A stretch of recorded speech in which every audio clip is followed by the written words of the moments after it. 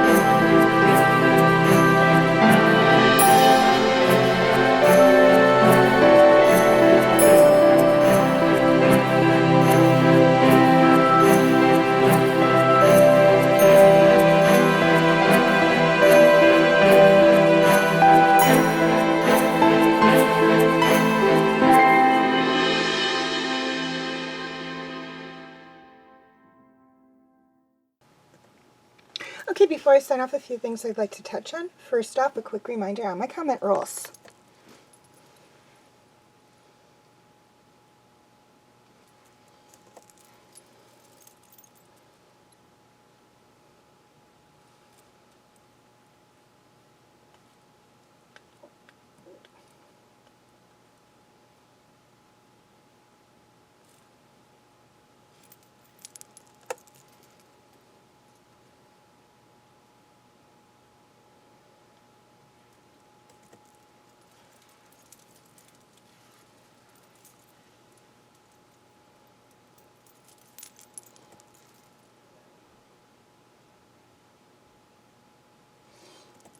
Okay, please leave your comments and questions in the comment section. I do love to read those.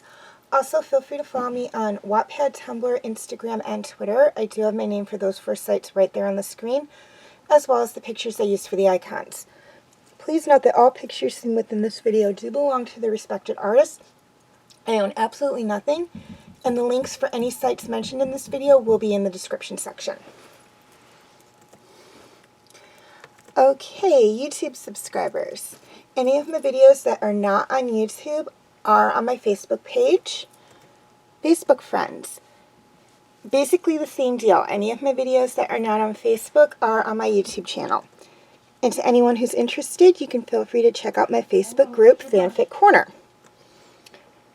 Okay, please like and share if you're watching on Facebook, or like and subscribe if you haven't already, if you're watching on YouTube.